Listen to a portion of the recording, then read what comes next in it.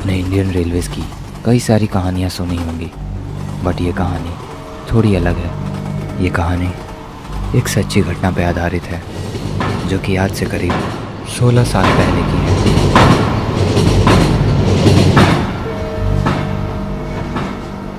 सार्थक Indian Railways की मालगाड़ी में एक सिक्योरिटी गार्ड का काम करता था।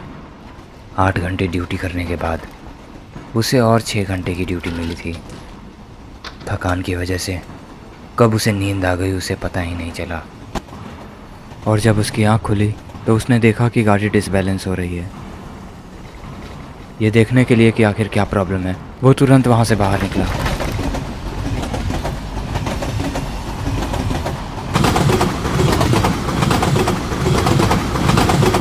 हेलो हेलो सर, गाड़ी को रोक दिया जाए, यहाँ प्रॉब्लम हो गई है।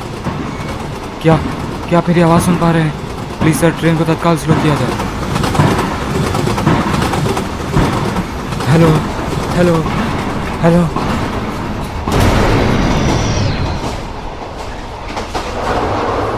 उसने बहुत कोशिश की कि वो ड्राइवर से कांटेक्ट कर पाए, मगर वॉकी टॉकी काम ही नहीं कर रहा था। वही हुआ जिस बात का सार्थक को डर था। उसका कंपार्टमेंट मालगाड़ी से डिटैच हो गया, और अब सार्थक को कुछ समझ नहीं आ रहा था कि वो क्या करे।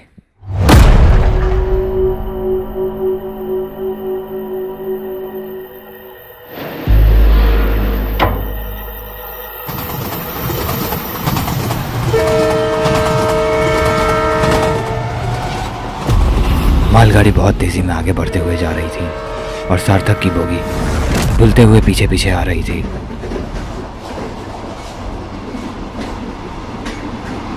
आगे ट्रैक पर एक डाइवर्जन आया। मालगाड़ी तो सीधे आगे चली गई, मगर सार्थक की बोगी वहीं डाइवर्ट हो गई और एक ऐसे रूट पर चली गई जिस पे अब कोई भी गाड़ी आती जाती नहीं थी।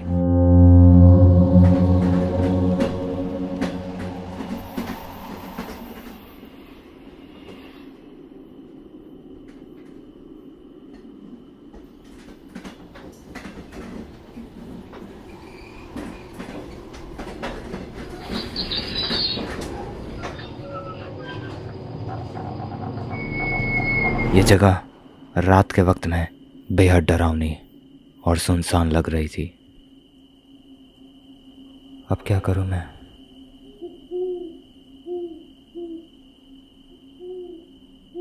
पुलिस को फ़ोन करता हूं।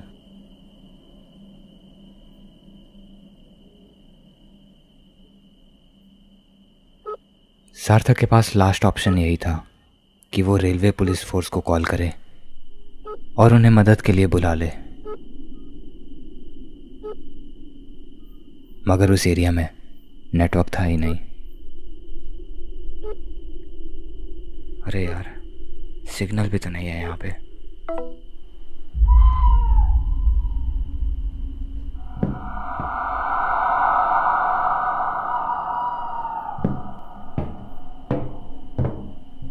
ये चेक करने के लिए कि आसपास में नेटवर्क आ रहा है कि नहीं, सार्थक गाड़ी से नीचे उतर गया।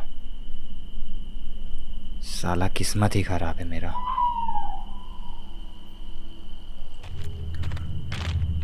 सार्थक इस जगह पे अब बुरी तरह से फंस चुका था। अगर उसका फ़ोन रेलवे पुलिस से कनेक्ट नहीं होता तो उसे यहीं रहना पड़ता। इस पूरे एरिया में एक भी नेटवर्क टावर नहीं था, इसलिए सार्थक अब किसी से भी मदद नहीं मांग सकता था। असल में वो यहाँ ट्रैप हो चुका था।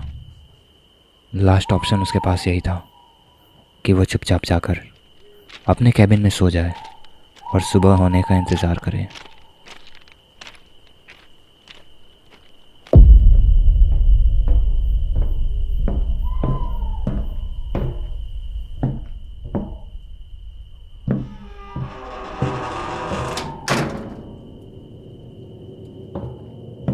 सार्थक निराश होकर वापस कैबिन में आ जाता है और चुपचाप जाकर सो जाता है।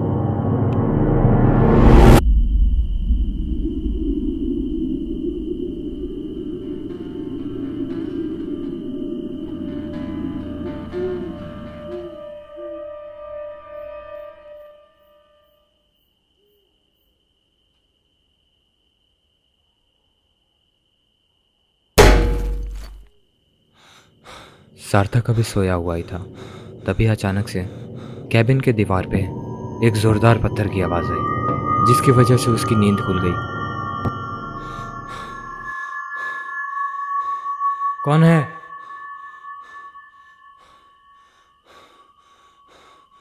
ये चेक करने के लिए कि आखिर वो आवाज़ कहाँ से आई, सार्थक अपने कैबिन से बाहर जाने लगा।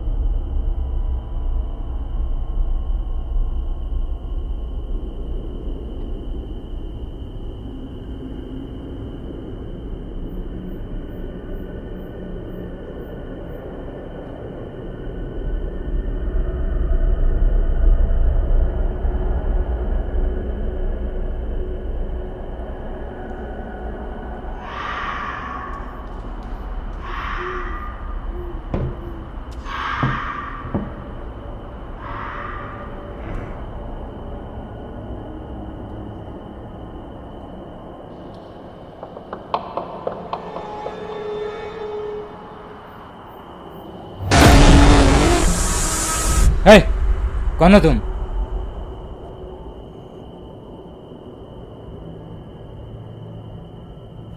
यहाँ आसपास में कोई गांव है क्या?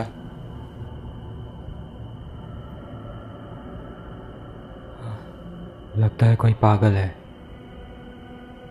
अरे बहरे हो क्या?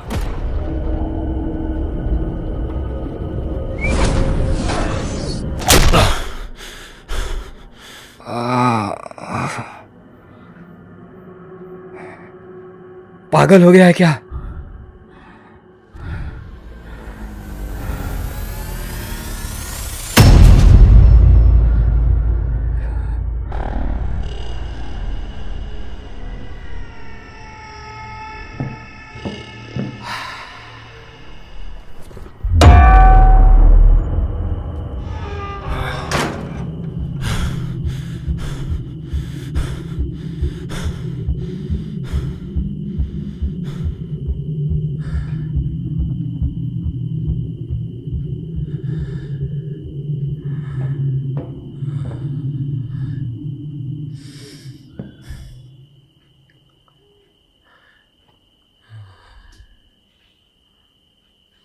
सार्थक अंदर बैठकर यही सोच रहा था कि कैसी मुसीबत उसके गले पड़ गई है।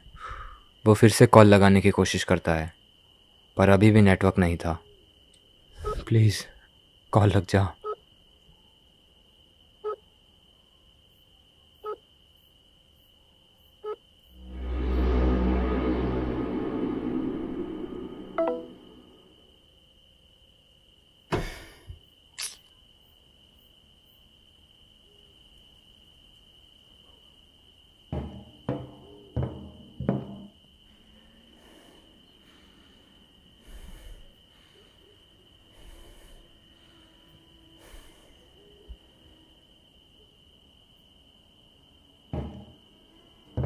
सार्थक दरवाज़ा खोलकर ये देखना चाहता था कि वो आदमी यहाँ से गया या नहीं, मगर उसने दरवाज़ा नहीं खोला क्योंकि उसे डर था कि उसके साथ कुछ गलत ना हो जाए।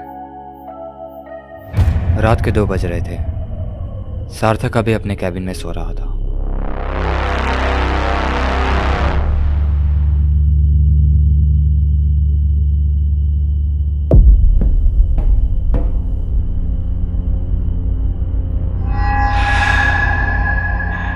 सार्थक को लगा कि वो इंसान अब जा चुका है, इसीलिए वो आराम से सोया हुआ था, पर वो वापस आ गया।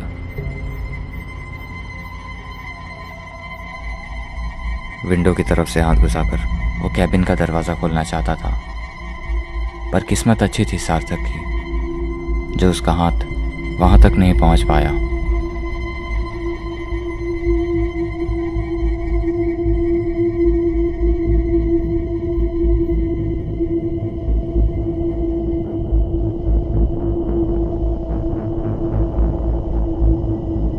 वो फिर से वापस आया, पर इस बार उसके हाथ में पत्थर था। उसने वो पत्थर सीधा सार्थक की ओर चला दिया। हे भगवान, ये तो वापस आ गया।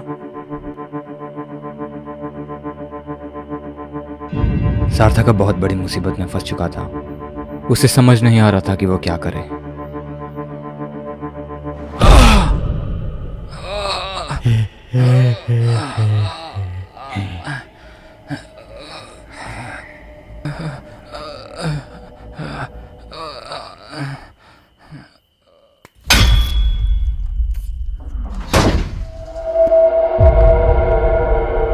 अपनी जान बचाने के लिए सार्थक ने उसे अपनी तरफ इतने जोर से खींचा कि उसका सर विंडो पर लगकर फट गया और वो वहीं बेहोश होकर गिर गया।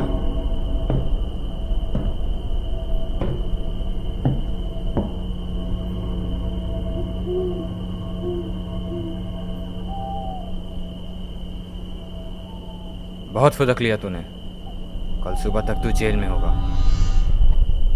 सार्थक उसे रस्सियों से बांध देता है ताकि कल सुबह वो उसे पुलिस को सौंप सके।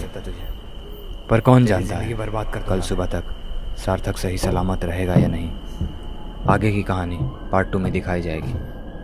तब तक के लिए आप अपने आप को सही सलामत रखिए और हमारे चैनल को सब्सक्राइब करिए। एक और बात दोस्तों, अगर आप हमारे चैनल का मेंबरशिप ज्वाइन करते हैं तो आप हमारे हर वीडियो को 1 हफ्ते पहले ही देख सकते हैं।